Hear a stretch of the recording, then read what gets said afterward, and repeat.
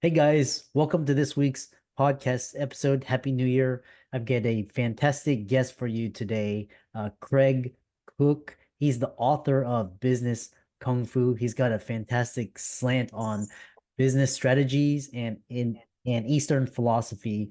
And I'm excited to talk to entrepreneurs such as Craig on the show, get their insights. So, Craig, welcome. Yeah. Hi, Dr. Liu. Thank you for having me today. Happy New Year. It's a pleasure to be here. Yeah. And all my friends call me Chris, so please do the same. Okay. All right, will do. Thank you, Yeah. Chris. Yeah, I love starting these innovative conversations with setting the stage, your experiences, and then delving right into this exciting conversation. Okay. Yeah, so the quick background on me is I started a digital marketing agency way back in the 20th century, I like to say, 1996. Yeah, so I'm definitely dating myself, but yeah, digital first company back in 1996 before digital first was even a term. And really was doing digital transformation work before that was a term, really. So started working with marketing independent music online. And it was interesting because it was a neat idea, but at the time there was only 30 million people worldwide online. There was no broadband, there was no MP3s, and everyone was afraid to buy things online. And we had a website that people could come discover independent music artists, learn about them, listen to song samples, and buy their CDs through a secure server way back in 1996. Um, yeah, so struggling with that for a couple of years, we adapted and evolved to focus more on businesses doing website design because of all the skills that we had developed from that, and then started developing other capabilities, CD-ROM development, email marketing, search marketing, et cetera.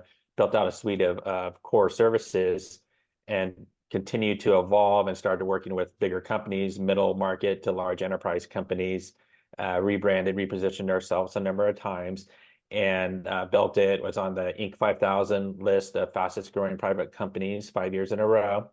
Also achieved best places and top places to work during that time frame as well, about 4 years in a row. And eventually sold the company in 2019.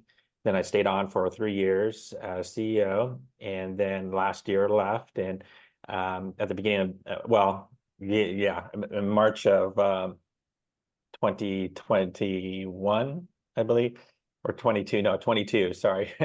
Now we're in the new year. It's I got to get my mind reconfigured here for the new year.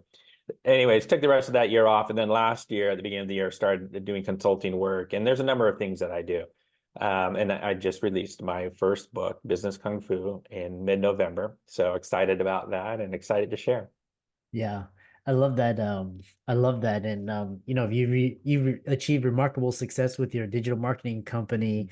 Thank Yeah, you. I definitely remember those times back in '96. You had to go go to the get buy CDs, you had to go to Blockbuster, rent VHS, you had to, turn it Yeah. in, but now it's I definitely remember those days. Yeah, it's funny to share a quick funny story. One day, maybe a couple years ago, my wife and I we were sitting with our kids, and Netflix or one of those services wasn't working, and they were getting all frustrated. And we're like, "You guys don't understand. We used to have to go to a Blockbuster back in the day, and wait for movies because sometimes they'd be out, and then we'd be standing at the line seeing if their movie would come in. They're like, "What? You had to drive to go get a movie?" You're like, Yeah.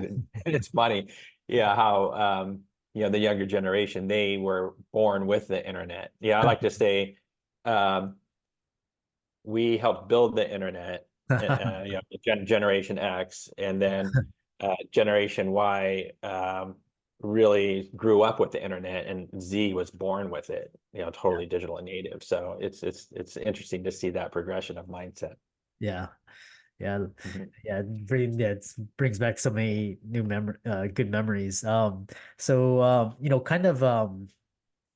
looking back, what were some of the most significant challenges you faced in the early days of the internet, and how did you overcome them? Yeah, so there was many challenges. So yeah, one of the big things at the very beginning, really limited resources. I started the company with a couple of friends that I met in college, and I was 25 at the time, so just a couple years out. And we just started with $1,300 a piece in a computer, and it was a tough go. Just we didn't know any. The internet was so new, so we really didn't know anyone in the industry. There was no connections and limited financial resources, and it was a really big struggle. The first 5 years were really brutal.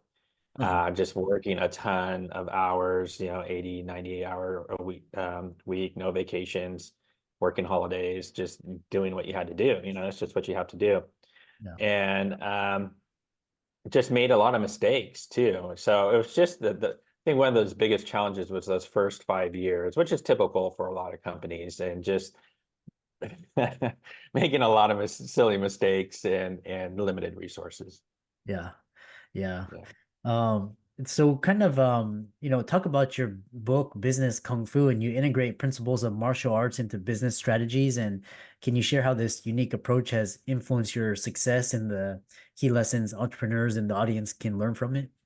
Sure, absolutely. Happy to. So, business kung fu, the reason why it's even called that, because the concept is taking lessons and principles that I learned from studying Chinese kung fu when I was younger. I studied from age 17 to 25 intensely. And then I started my company at 25, and then I really just went all in, just obsessively all in with the company. So kind of started caring less about my health, which we can talk about, which is an interesting lesson in and of itself. However, I took the principles that I learned from Chinese Kung Fu and applied it to how I thought about the company, my mindset, discipline, perseverance, also even structurally, how I thought about the company, about creating like an integrated system, an integrated offering as opposed to just one thing. That was the system I studied was a complete fighting system. Uh-huh. So I wanted the same, a total integrated, complete system of services for my company rather than just being like a one-trick pony type thing. Yeah.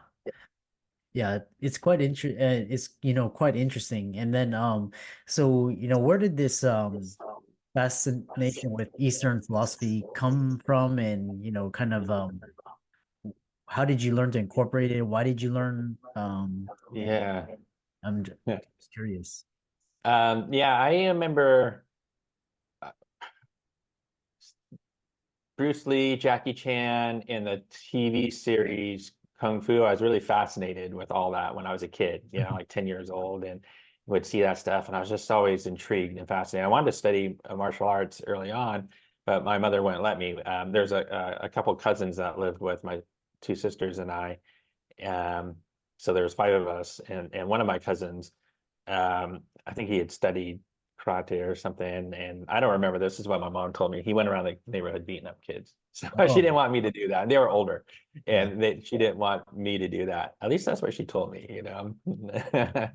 And but fast forward to when I was 17, my mom had a small restaurant, and she had hired a chef from New York City. He had moved out to California, and he was new to the area. And at the time I was a waiter. I started working when I was 10, washing dishes, and then I became a busboy at 13, and then a waiter at 16. So here I am, 17, and my mom hires a chef, Lyndon Cleghorn.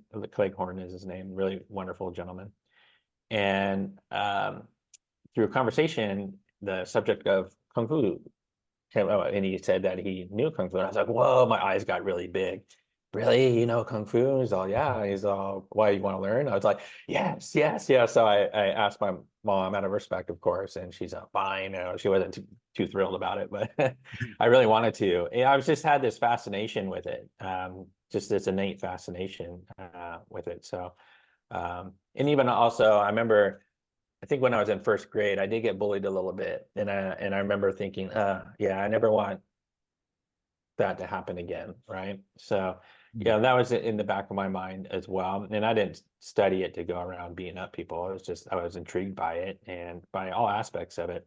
And right when I started, he gave me a pamphlet. The system that I started with was Alan Lee's Kung Fu Wushu out of New York City, Uh-huh. and he had a nice pamphlet that had some philosophy and principles of Taoism, and I was just reading. I was just like intrigued, and it was profound for me. It was a profound mindset shift for me.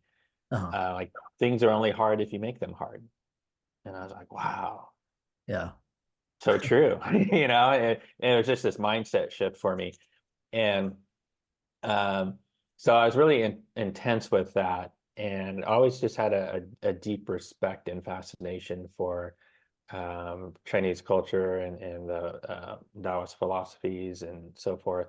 Um, Fast forward to when in the midst of growing the company of 44, 2014, I met a Qigong instructor or a practitioner.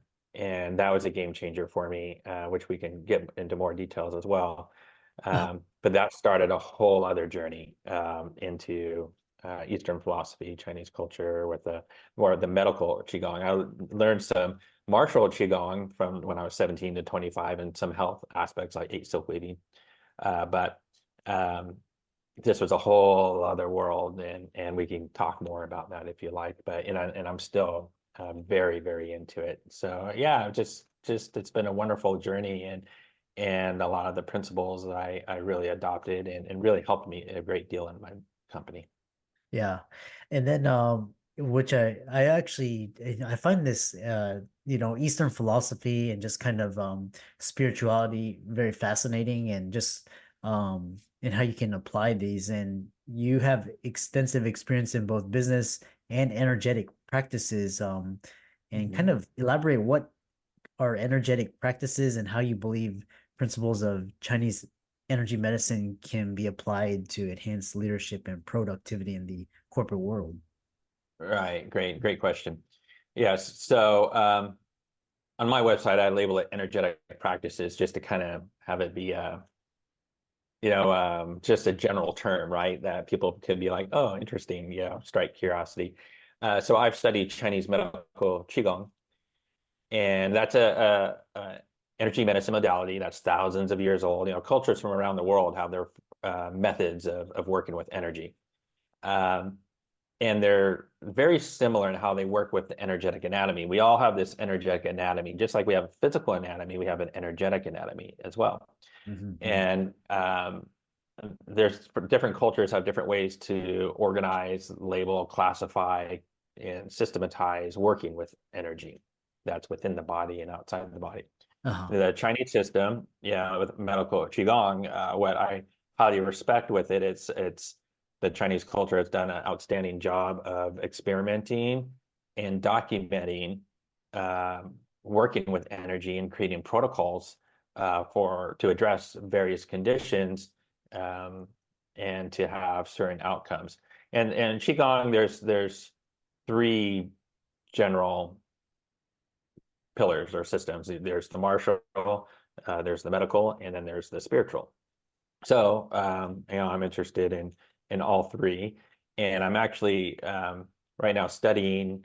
I'm enrolled in a doctorate program for Chinese energy medicine, that's being taught by a well-known, respected master in the space, Dr. Jerry Allen Johnson, and it's a martial, medical, and spiritual system that he teaches all in one. So it's super cool. Uh, so how does that relate to the business world and the corporate world? To get to your other second half of your question there.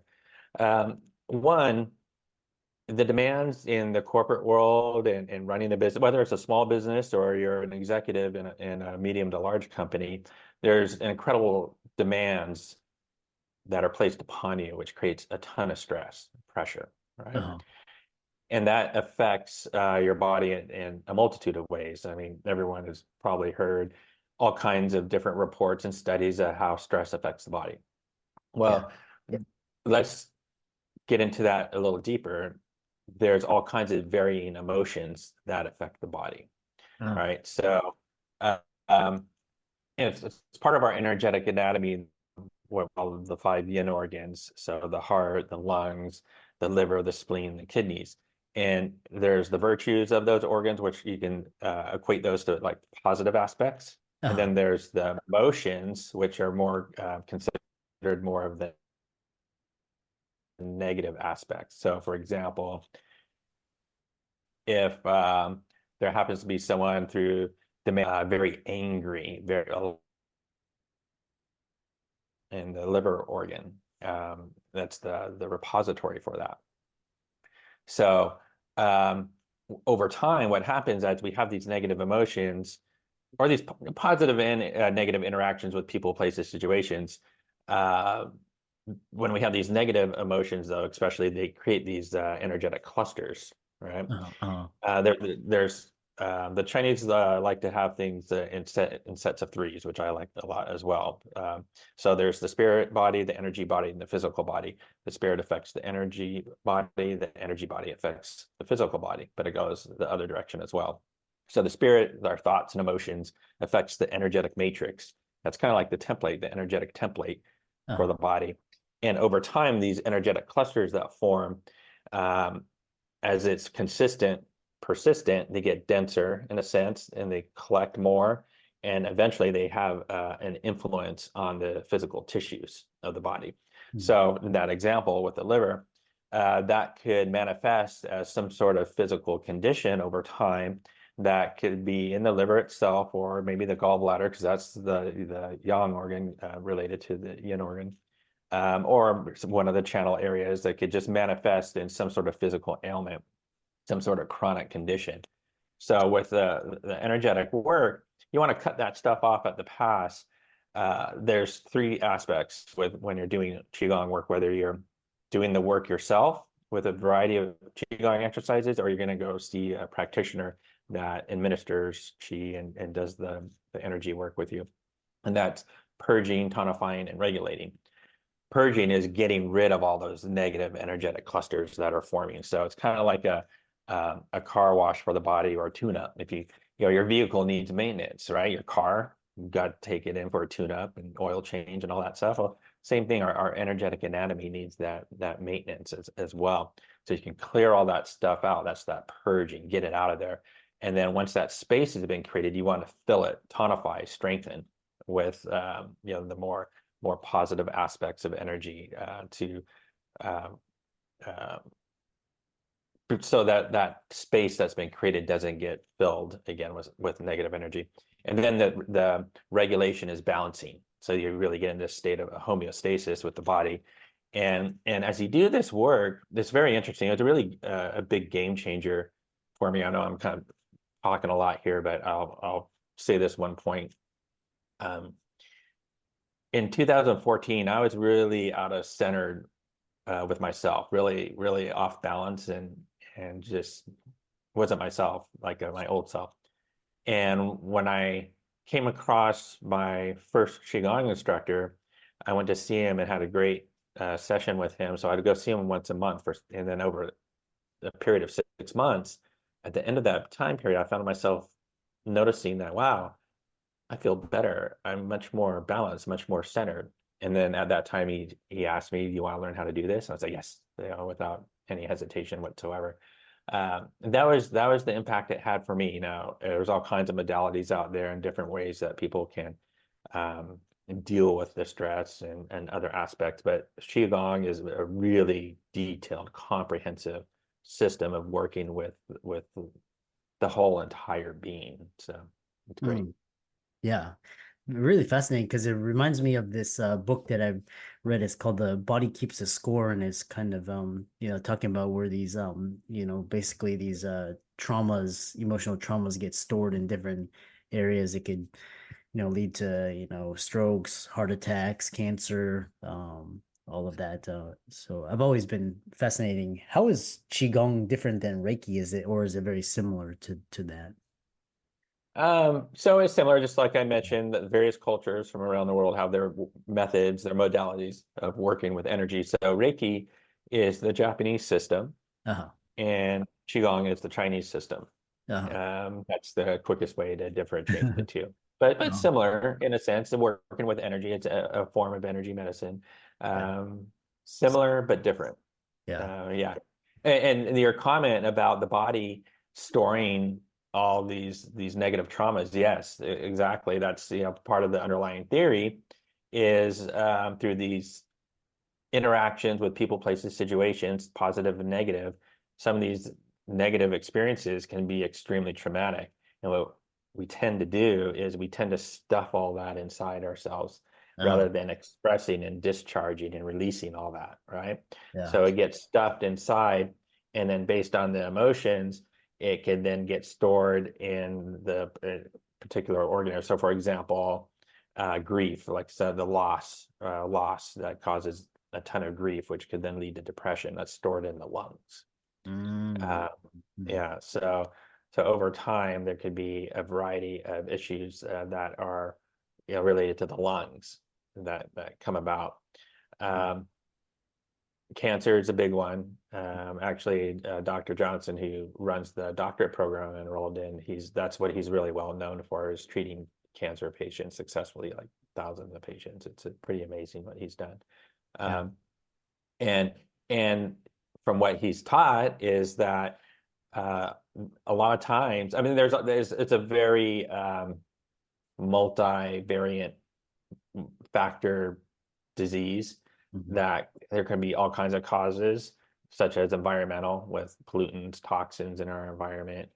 Um, and then there's also like the emotional stuff that over time, like I mentioned before, how I explained it before, over time, that those specific emotions uh, could express itself as some sort of a physical type of cancer. So, for example, if there's someone grows up and there's a lot of, say a female has a lot of father issues for whatever reason, or male authority issues, and over time there's just a lot of grief, depression, sadness that develops. Well, that can manifest as some sort of like cyst, like breast cancer.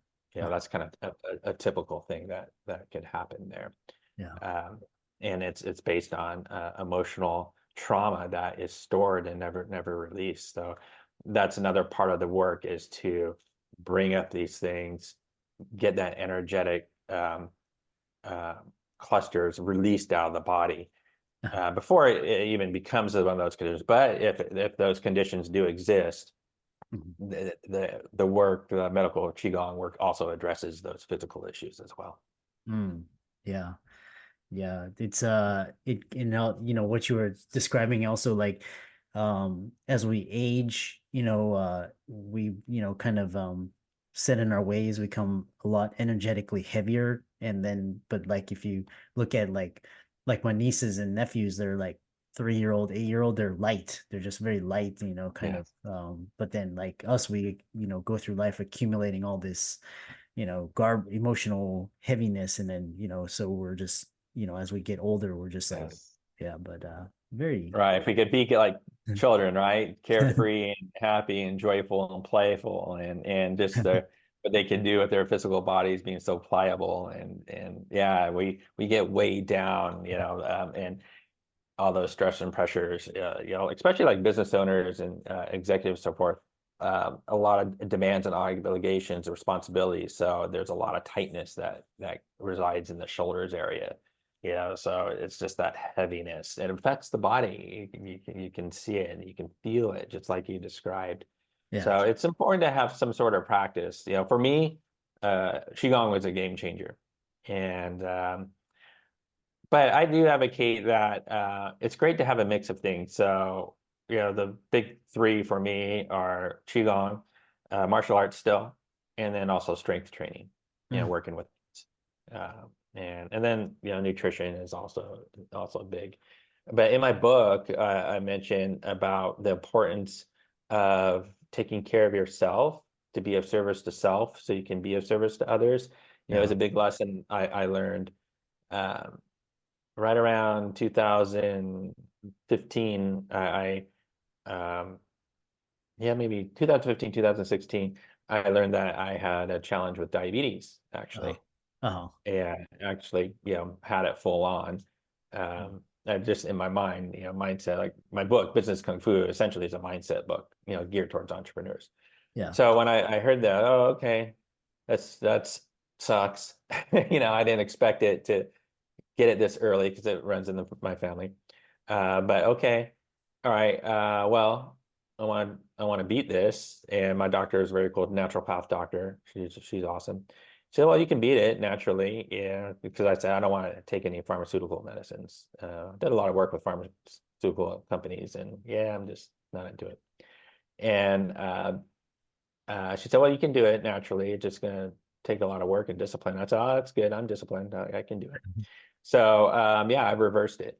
It's a lifestyle change, and I just had to need that kick in the butt to really Yeah. realize, yeah, I was so into my business and running it, and I let myself go, and Mm. it affected me and my productivity and effectiveness because I was so tired in the afternoon. I'd get home at night and I would crash after dinner. I'd like fall asleep on the couch for a couple hours, and I never used to do that before.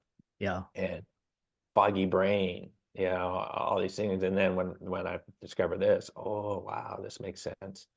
Um, so yeah, it's from 2014 to now, it's just been a journey of really getting back on track of taking care of myself. And I feel like I did in my 20s. Yeah. Oh, Yeah, when wow. I was at optimal health. Yeah, yeah. Just it's and again, I really emphasize it's super important because in order to be of service to others, you got to take care of yourself. So my saying, like in my book, I say you need to be of service to self so you can be of service to others for a lifetime. Yeah. Yeah. Yeah. I love that. How can people find out more about you? Well, I'm on LinkedIn, so LinkedIn/in Craig Cooke. That's Cook with the E at the end.